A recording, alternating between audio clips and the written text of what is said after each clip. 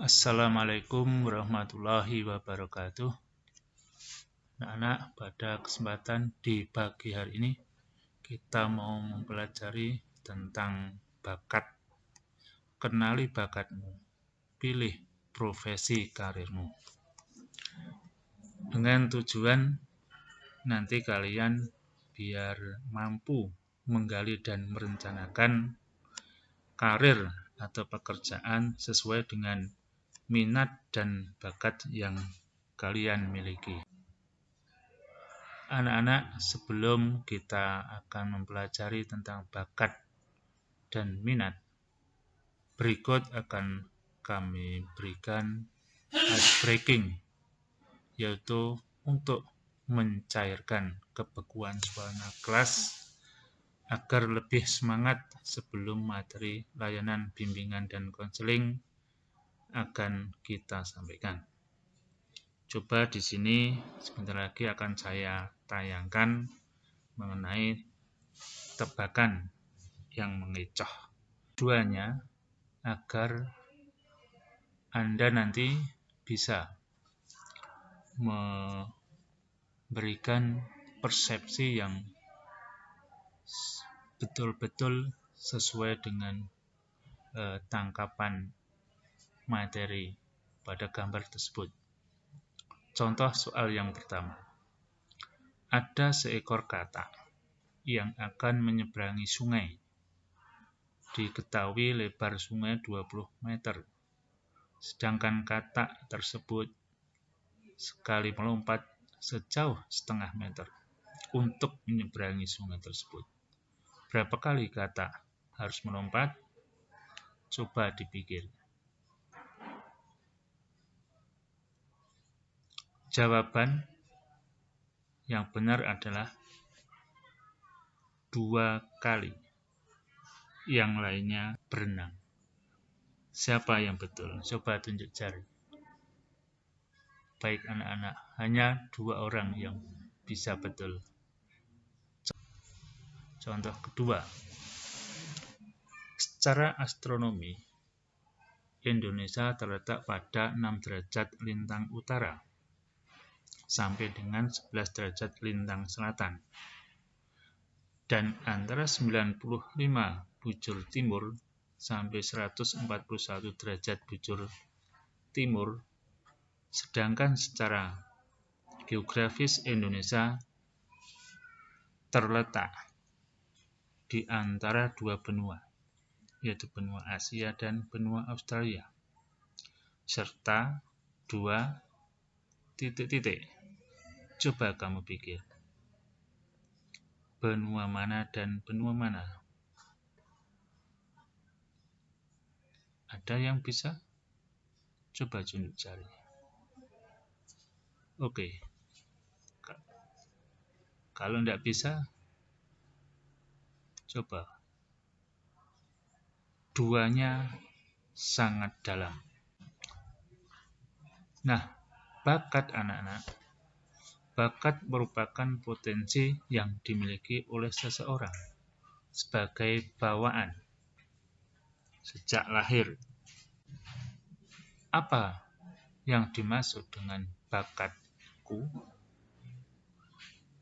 Ada bakat verbal, bakat numerik, bakat klerikal, bakat relasi ruang, spasial.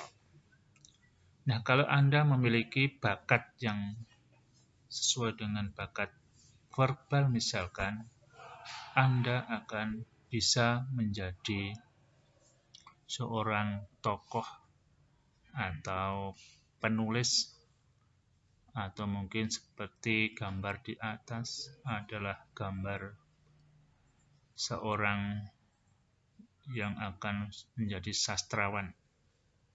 Sedangkan yang memiliki bakat atau kemampuan bawaan, yaitu numerik, Anda akan lebih bisa menguasai tentang hitung-menghitung. Sedangkan bakat klerikal, Anda akan senang pada percobaan-percobaan ilmu fisika. Sedangkan bakat spasial, atau bakat relasi ruang. Anda senang bisa mengerjakan barang-barang bangunan. Demikian mengenai bakat. Kemudian apa bakatku? Bakat mekanik, bakat linguistik, bakat skolastik. Di sini kalau kalian memiliki dasar kemampuan atau bakat yang Anda miliki, kalau Anda bekerja pada bidangnya, contoh mekanik, itu biasanya kalian sejak dini sudah menyukai tentang otomotif.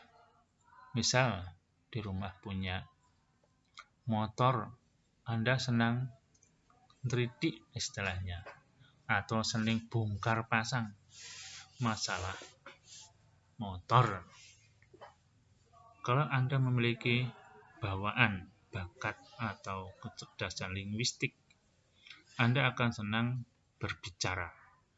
Nantinya kalian akan bisa bekerja pada bidang pemberitaan, wartawan, atau menjadi nanti bekerja di televisi, menjadi pembaca bicara.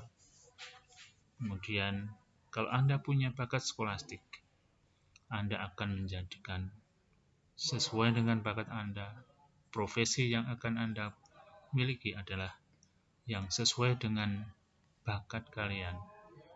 Anda bisa menjadi seorang manajer yang Nah, jenis-jenis bakat. Bakat verbal adalah bakat tentang konsep-konsep yang diungkapkan dalam bentuk kata-kata. Sedangkan bakat numerikal adalah bakat tentang konsep-konsep dalam bentuk angka. Bakat skolastik adalah kombinasi kata-kata, logika, dan angka-angka. Kemampuan dalam penalaran, mengurutkan, berpikir dalam pola sebab akibat, menciptakan hipotesis, mencari keteraturan, konseptual. Dan yang terakhir adalah bakat abstrak. Bakat abstrak adalah bakat yang bukan kata maupun angka, tetapi berbentuk pola, rancangan diagram, ukuran-ukuran, bentuk-bentuk, dan posisi-posisinya.